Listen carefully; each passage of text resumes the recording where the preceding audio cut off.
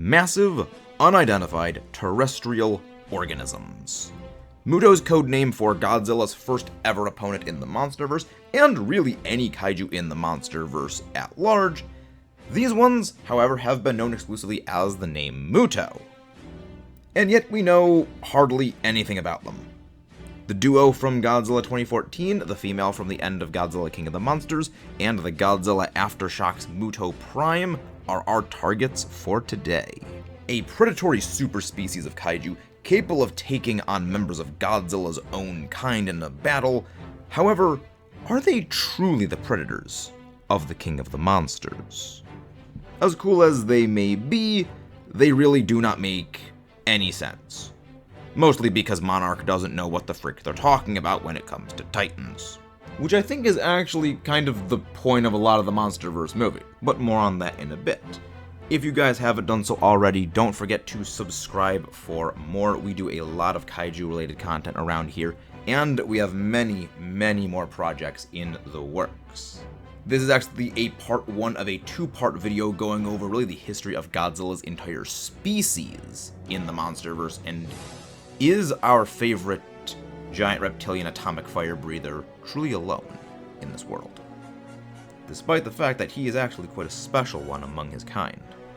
So what are the MUTO specifically? Well, there are several different versions of MUTO. There's actually they exhibit a sexual dimorphism. The males are significantly smaller than the females, where the females actually have multiple pairs of legs. The males instead have two of their pairs of legs fused with a pair directly in front of them, creating a set of wings, making the females the larger up-close brawlers, whereas the males are the faster sort of hit-and-run scouts. The first we see of the MUTO in Godzilla 2014 are the two spores, one of which has broken away, escaped, and hatched, giving birth to the male MUTO we see later on in the movie, and the remaining dormant spore is the female MUTO, both in the skeleton of Dagon, implanted there by the MUTO Prime after the latter's duel against the ancient rival around 3,000 years ago, showing that they are capable of taking on members of Godzilla's species, and being parasites, they siphon off the radiation from their host, eventually leading to their demise. Though with no source of radiation to replenish, the male went off to search for another form of radiation or other source of radiation to feed its hunger and eventually call for the female when a source of radiation is secured. This would mean that both of the MUTO are simultaneously siblings and mates. We'll be getting more into that part of the weirdness of the MUTO later on, because that's a couple of problems. The male MUTO buried itself underneath the Janjira nuclear reactor, encasing itself in a cocoon as it slowly siphoned off the radiation there, leading to the destruction at the start of Godzilla 2014, where it emerged and caused a nuclear disaster. Now, there was no radiation fallout in the entire surrounding area, because the MUTO was simply absorbing all of it to feed its own growth, while the female one was taken to the Yucca Mountain nuclear storage facility. Over the following 15 years, the male MUTO matured into its final form, and then emerged to begin its destructive warpath and call for the female MUTO to begin her hatching sequence from her spore. What we can gather from this is that the males are there to go find food, or at least find a source of radiation for the female to feed, and then call the female over to where so that the female may lay the eggs, and the young will have a fresh source of radiation. So there are two different forms of reproduction the MUTO have, even though it is technically only one form of reproduction. Again, more on that later. Though what this also does bring to mind is Godzilla is shown at the beginning of the movie to be calling out in response to the MUTO's call to the female, showing that he is indeed hunting both of them. This is the first part of this whole they prey on Godzilla's species part that does not make a whole lot of sense. Why would Godzilla be hunting something that is supposedly hunting him, and why would the MUTO be hunting down man-made sources of nuclear energy if they are naturally evolved to prey on Godzilla's kind? Just some food for thought.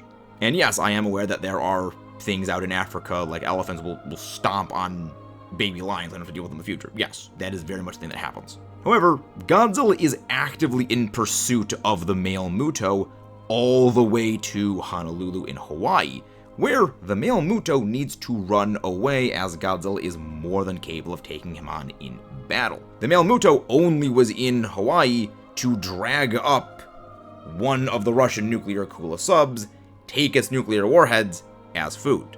And then it just fricked off because, again, couldn't take Godzilla in a fight. Being meant for flight and speed, it is not nearly armored enough to take blows from the king of the monsters. And Godzilla immediately sets off in pursuit of his flying foe. Eventually, the female MUTO does hatch and terrorizes Las Vegas, a place I actually was relatively recently, and it was kind of fun walking around Las Vegas. Oh yeah, that's where the female MUTO did this. That's where she tore down the not quite Eiffel Tower. Kind of a fun thing when I visited Dad. But by emerging out of the Yucca Mountain nuclear waste repository, she was actually given a lot of food to start snacking on immediately. A little side note, why it was actually so difficult for Monarch to locate where the female MUTO's cocoon was is actually due to some little bit of background information, which actually is one of the few things I like about some of the Godzilla additional material, that the MUTO spore was basically buried beneath lots and lots of red tape to kind of hide that it existed. A lot of the side material for the Monsterverse has been filled with a lot of retcons, which we will be getting into that later as well, and a lot of conflicting lore information. This is one bit of lore I actually really like, because it makes sense for why did they not, because they had to actually look through all of Yucca Mountain to find where the MUTO spore was. They didn't know because it was buried, redacted, and hidden by various government organizations. They had to go root through all of it. However, eventually, in attempting to bait the MUTOs and Godzilla to a singular location with nuclear warheads, because yes, brilliant idea, try to use nuclear detonations to fight off creatures that literally feed on nuclear radiation.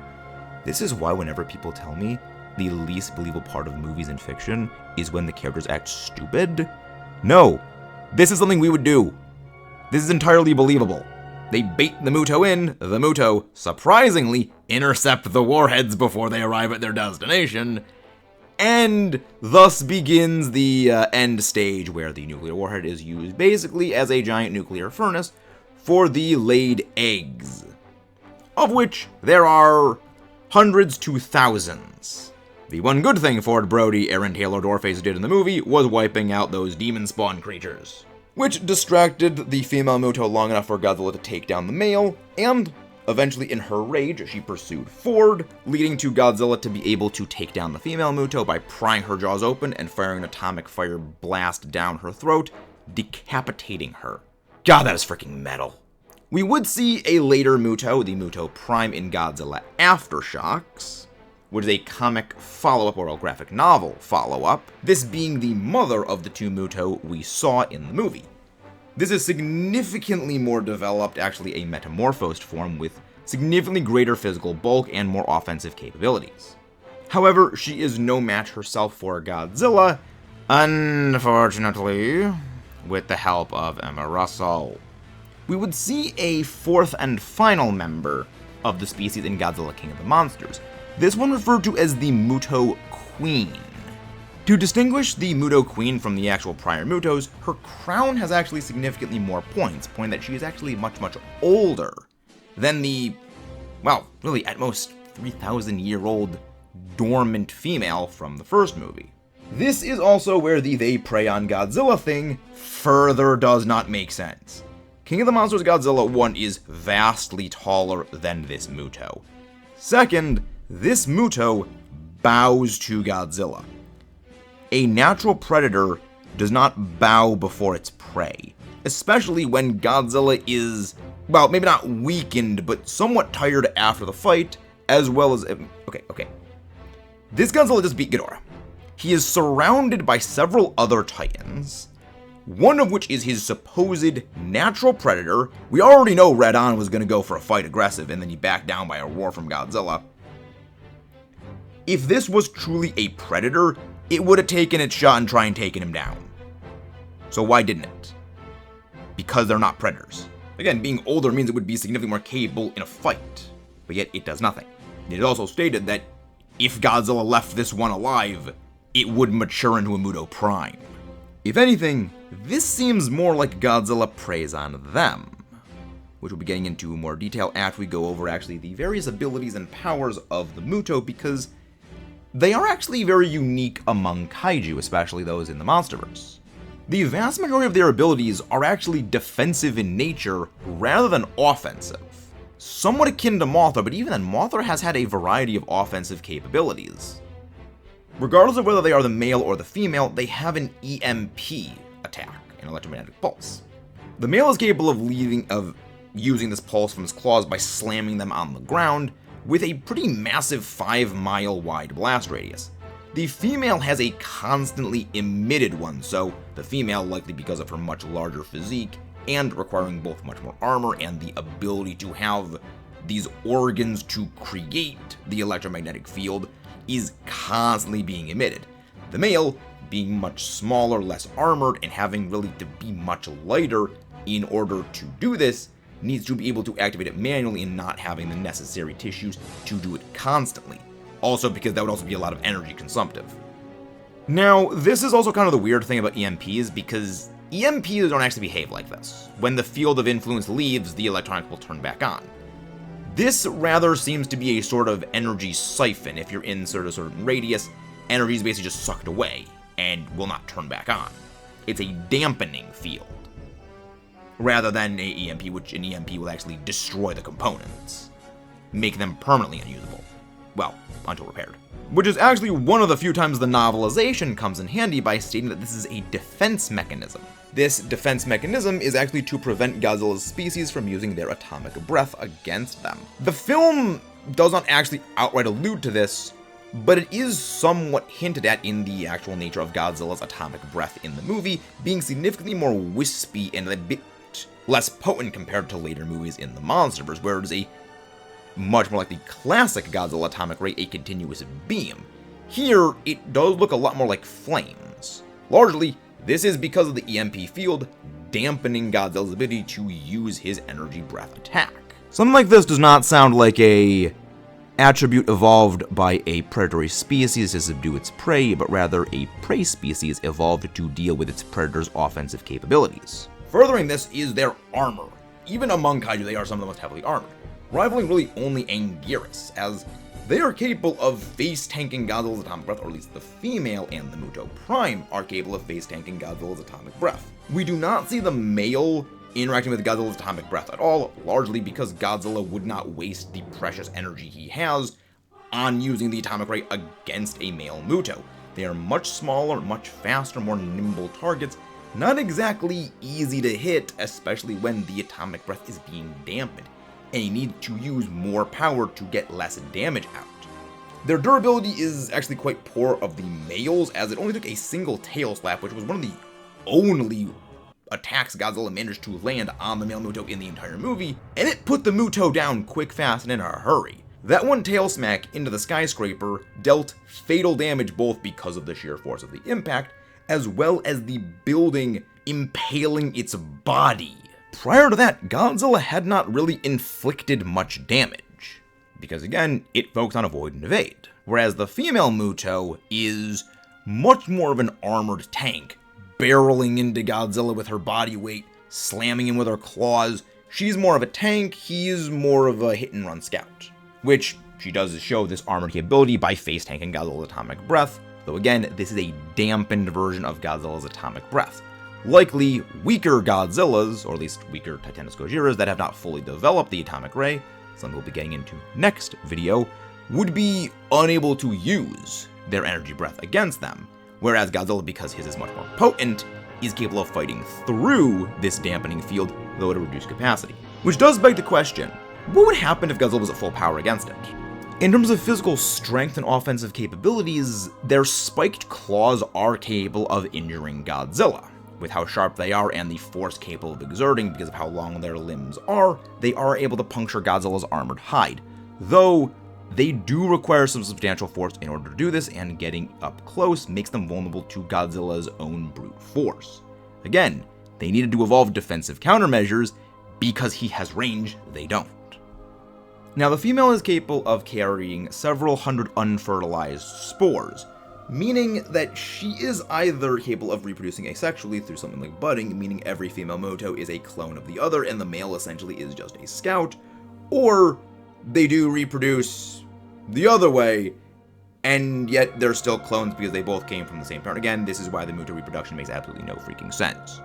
And as for their weaknesses, again, we have been over the lack of durability of the male, but even with the female, despite her being able to face tank Godzilla's atomic breath twice, she did at least show visible damage and burns from it, so it is not a perfect armor against the atomic ray. Again, even if the MUTO did evolve to specifically counter Godzilla's kind, this would still indicate our Godzilla is something special. Personality-wise, the MUTO actually display a far greater range of emotions than the typical kaiju in a lot of these movies. They are capable of very easily working as a tag team, and the male, rather than simply gorging itself on all of the nuclear fuel, especially after it takes hold of one of the nuclear warheads, it carries it essentially as a trophy to, not as a trophy, but as an offering to the female MUTO. Obviously recognizing the female and the future eggs are going to require a source of radiation to feed. Displaying a very high amount of intelligence. Again, their teamwork capable of fighting against Godzilla with absolutely no prior coordination or any vocalizations. The female MUTO also showing a high degree of rage after Ford Brody destroyed her nest, going vengeful against him specifically, and completely forgetting about Godzilla. Now, it is also somewhat theorized that the sheer mass of MUTO that are laid in a single given clutch of MUTO would simply eventually turn on and cannibalize one another, becoming the next MUTO Prime afterwards, but that presents a couple of problems, as it would deplete all of the food. So, again, the MUTO don't really make a whole lot of sense, but they're still kind of cool. Now, as for the MUTO Prime, being a more developed, more powerful version of the MUTO, being their next stage of life, they do possess additional capabilities for fighting off Godzilla. The Seismic Concussive Blast, capable of triggering earthquakes by destabilizing nearby fault lines, though that is more so due to there are nearby fault lines and basically just hitting a good pressure point, which is more a statement of its just pure brute physical strength. Its most dangerous ability, however, is a Sonic Roar, really the only offensive, and I somewhat hesitate to say offensive, ability the MUTOs have against Godzilla other than pure brute strength, because this is capable of shattering Godzilla's spines by triggering the resonant frequency of the atomic dorsal spines. Now, this doesn't completely destroy them or even stop his ability to use his atomic ray, but rather more so seems to be able to disrupt it temporarily. In another bit of a call out to the xenomorph that partially inspired them, the MUTO's Prime's blood is a lava-like substance, visible mostly on its giant arms, that when punctured was capable of spraying out this blood akin to the xenomorph's acid blood. It also can somewhat swim quite well. For defenses, it possesses a much more reinforced version of the prior MUTO armoring. This is a lot more durable and is much more capable of withstanding Godzilla's atomic ray blasts. Again, despite being a supposed predator, it is physically much weaker than Godzilla. It needs to rely on hit and run tactics in order to be able to outfight Godzilla and wear down his stamina. Again, the sonic pulse is its only real way of fighting Godzilla on somewhat even terms, and even that only mitigates the atomic ray, not the physical strength. Evident when Godzilla's brute force attacks were capable of shattering through the MUTO's armor, and one stomp to the head put the MUTO Prime for good. The MUTO Prime also is not immune to Godzilla's atomic ray blast. It does damage it and it does injure it. Now, it is stated that yes, the MUTO Prime's abilities were specifically evolved to combat Godzilla and his kind. I, however, refute this. And yes, I know that this does come out of the official word of mouth from the creators. However, the way they have portrayed the MUTO does not jive with this. This is also the main reason why I say that even Monarch doesn't know what they're talking about, because Monarch is kind of a somewhat in-series, well, not somewhat, they actually are the in-series experts on the monsters. However, they're still wrong about a lot of things. Again, they mentioned Godzilla is an apex predator, well, as Dr. Serizawa does. Now Dr. Serizawa is no longer here, so we can't really rely on him anymore, but he's the one that knew the most about Godzilla. Alright? And he referred to Godzilla as an alpha predator. An alpha predator has no predators itself. That's kind of the big one. which is exactly what the movies have continued to demonstrate about Godzilla's role in the natural ecosystem of Earth. And of course, as I've alluded to throughout most of the video, the MUTO's abilities are generally very defensive in nature. The only one that is truly offensive is the sonic roar. And realistically, the entire reason the sonic roar existed was to shatter Godzilla's dorsal spines, so that they could have an in-story explanation for why it is in Godzilla King of the Monsters, Monsterverse Godzilla had classic Godzilla dorsal spines. That is the entire reason that ability exists. They wanted to give Godzilla classic dorsal spines, and they needed to think of some way to give it that. The armor is not entirely resistant to Godzilla's atomic breath. It is capable of mitigating it, but it is only capable of mitigating it in conjunction with their atomic dampening ability of the EMP. However, as all of the Titans are basically radiation powered, this is something that is effective against all Titans. But even then, this is still not shown to be perfect. It is capable of weakening them, but not outright shutting them down, which is more so what a Predator would have. And really, biggest of all, Godzilla is more powerful than them in physical combat. They possess exclusively melee offenses and melee defenses, and their armor isn't even good against Godzilla's melee capabilities. They have to fight him 1v1 up close.